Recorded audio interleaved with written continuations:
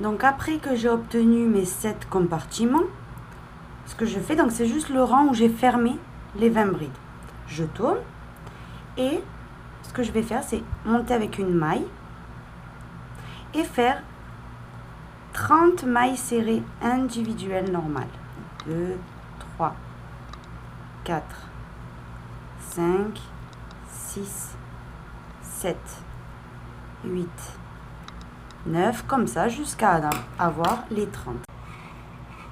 J'ai terminé mes 30 mailles serrées. Maintenant, je tourne l'ouvrage, je monte avec une maille et je vais refaire les 30 mailles serrées, mais en prenant le brin arrière de chaque maille.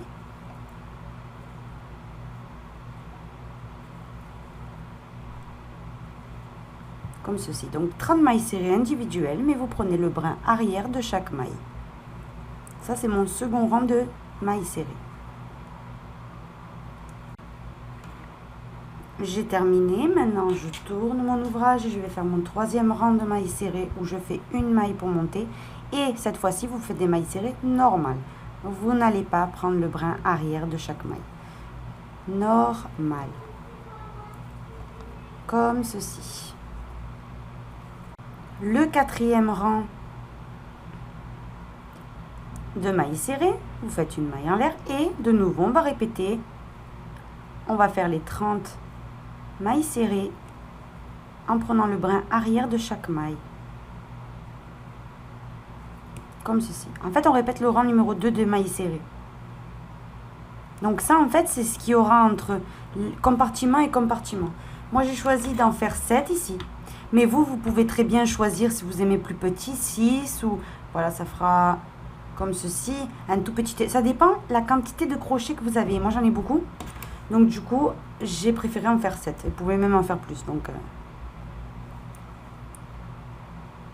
Et ça, les mailles serrées, c'est juste entre compartiment et compartiment. Parce que vous savez que ça fait comme un livre.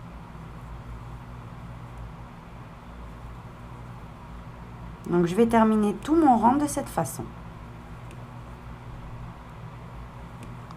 On va passer maintenant au 5e rang des mailles serrées, où on va faire des mailles serrées normales. En prenant les 2 brins de chaque maille. Donc 30 mailles serrées normales. Maintenant, après avoir fait mes 5 rangs de mailles serrées, on va répéter de nouveau le rang numéro 2. Donc 3 mailles en l'air. On va faire 10 brides normales. 3, 4, 5, 6, 7, 8, 9 et 10 brides normales. Maintenant, on va faire 20 brides en prenant le brin arrière de chaque maille.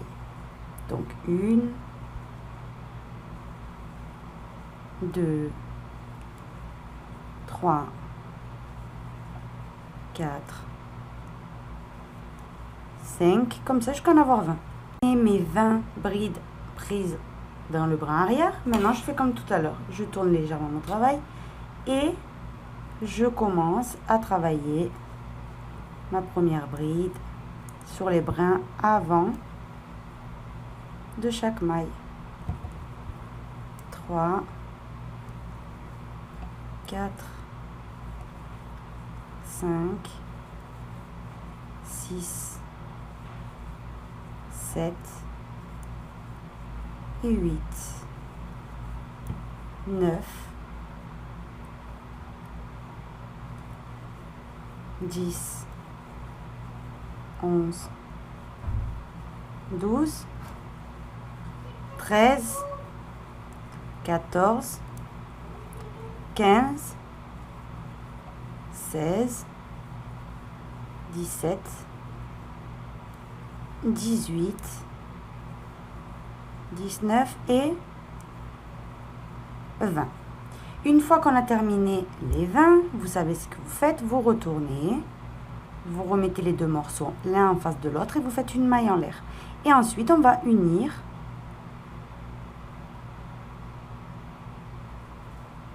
les 20 mailles en faisant des mailles serrées, comme jusqu'à maintenant. Donc ce que vous devez faire maintenant, c'est répéter tous les rangs que je vous ai montrés au départ pour faire les poches. Et vous allez faire le même nombre de poches que vous avez fait de l'autre côté. Donc moi, dans mon cas, c'est 7. Si vous en avez fait plus, admettons 10 et 10, vous faites 10 et 10. Très important. Si vous faites 5, vous devez faire 5 de l'autre côté. Logique. Donc, moi, je vais continuer de cette façon. Donc là, quand j'aurai terminé d'unir, vous savez que le rang d'après, c'est 20 mailles serrées, 10 brides, ainsi de suite, jusqu'à avoir le même nombre de poches que de ce côté. Et on se retrouve. Là, j'ai terminé ma seconde partie, donc j'ai mis un peu décroché pour que vous voyez un peu ce que ça donne. Maintenant, ce qu'on va faire, c'est... On va... Alors là, on dirait que c'est mou, mais ça ne sera pas mou parce qu'il y a des morceaux à faire pour l'extérieur. Donc là, ce qu'on va commencer à faire, ce sera pour l'extérieur. Donc vous allez faire 2 rangs de mailles serrées normales. Donc des mailles serrées individuelles dans toutes les mailles. Le rang suivant, c'est le même que celui-ci. Et on se retrouve. J'ai fini mes 2 rangs de mailles serrées normales. Maintenant, ce qu'on va faire, c'est un 3e rang de mailles serrées en prenant le brin arrière de chaque maille. Donc ça, c'est ce que vous devez répéter. Dans chaque maille, vous allez faire une maille serrée en prenant le brin arrière de chaque maille. Comme ceci.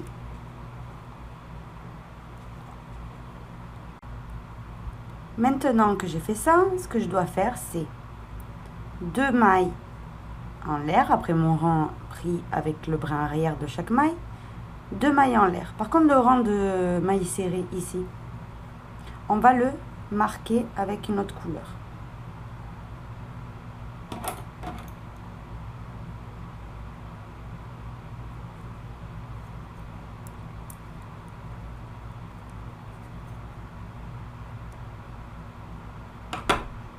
Maintenant, après avoir fait mes 2 mailles, je tourne mon ouvrage et je vais faire le motif suivant. Dans la maille suivante ici, une bride. Et maintenant, le motif, il est, je saute une maille, dans la suivante, je fais une bride. Je régresse dans la maille que j'ai sautée et je refais une bride là-bas.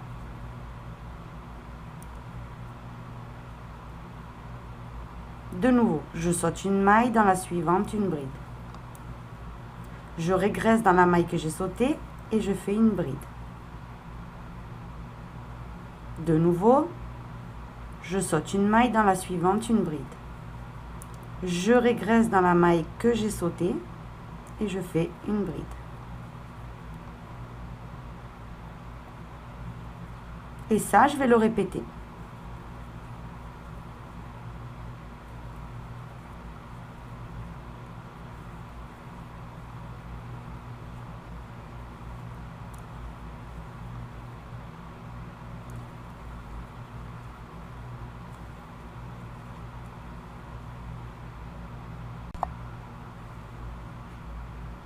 À la fin du rang, on a 2 mailles, on va faire une bride dans chaque maille.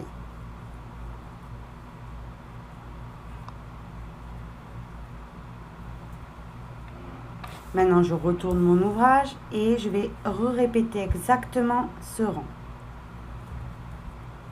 2 mailles en l'air, dans la maille suivante, une bride. Et de nouveau, je saute la première bride, dans la seconde, je fais une bride. Je régresse dans la maille que j'ai sautée et je fais une seconde bride. Ici, pareil, je saute une maille, dans la suivante, une bride. Je régresse et je fais une bride dans la maille que j'ai sautée. Ça, c'est le motif que vous devez répéter. Donc, moi, je vais continuer et je vous dirai combien de rangs j'ai fait. En fait, tout va dépendre de combien de poches vous avez fait. Si vous avez fait un tout petit étui ou un grand étui. En fait, il faut crocheter jusqu'à que ça vienne ici. Enfin, que ça arrive quand le plié du début où on a commencé, que ça aille ici au milieu. Que ça arrive. Voilà. Donc, un bon morceau, on va continuer de cette façon.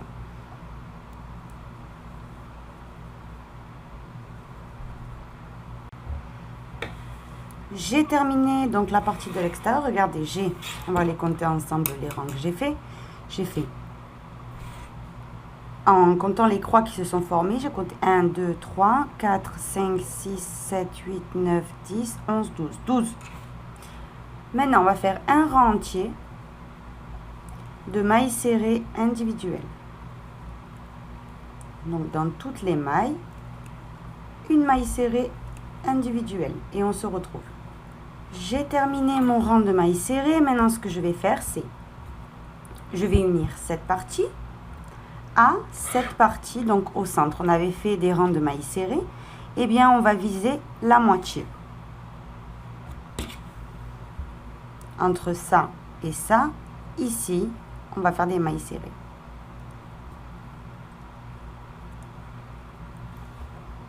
Donc, on va accrocher la laine et une maille serrée.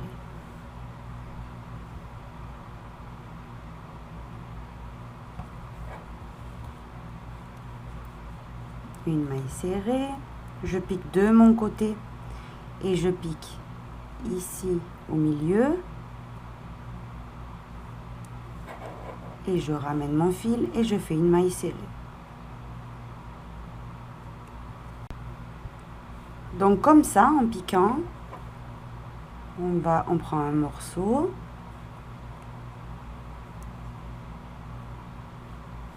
on ramène le fil et on fait une maille serrée. Ça, c'est le motif que vous devez répéter jusqu'à terminer.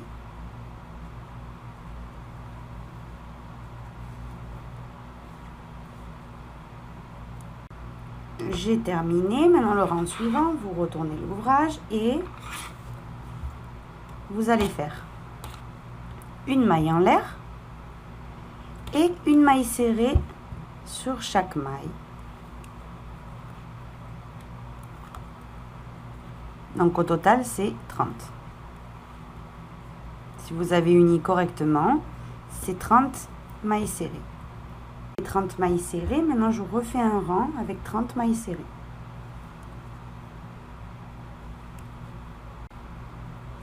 Le rang suivant, donc après avoir fait mon second rang de mailles serrées là, je vais maintenant regarder. Ici, il reste un creux. Et avant ce côté, ici, il y a le début des 5 rangs de mailles serrées qu'on avait fait. Regardez, ça fait comme un relief. Eh bien, on va attraper chaque fois un morceau et on va faire une maille serrée. Et de cette façon, on va unir une maille ici, une maille en face, maille serrée.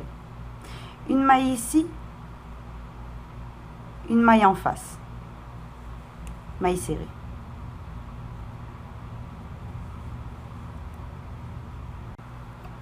Maintenant, le rang suivant, c'est une maille en l'air et vous allez faire ces 30 mailles serrées normalement.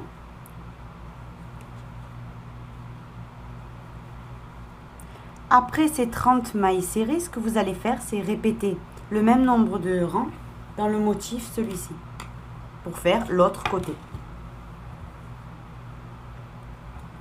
Et on se retrouve. J'ai fini mes 11 rangs comme de l'autre côté. Maintenant, ce que je dois faire, c'est remettre mon crochet à sa place et je vais unir avec la partie qui manque. Donc, je vais faire des mailles serrées pour unir. Comme ça. Après, je mets maille avec maille, maille serrée, maille avec maille en face, maille serrée. Comme ça, jusqu'à terminer l'union. Maintenant, je vais continuer à faire le tour. Donc, j'ai inséré mon carton et je vais faire l'union d'en bas cette fois-ci. De toute façon, je vais faire tout le tour. Donc, à l'angle, au lieu de faire une maille serrée, j'en fais 2. Et ensuite, ben, vous unissez normalement avec des mailles serrées. Vous les répartissez correctement.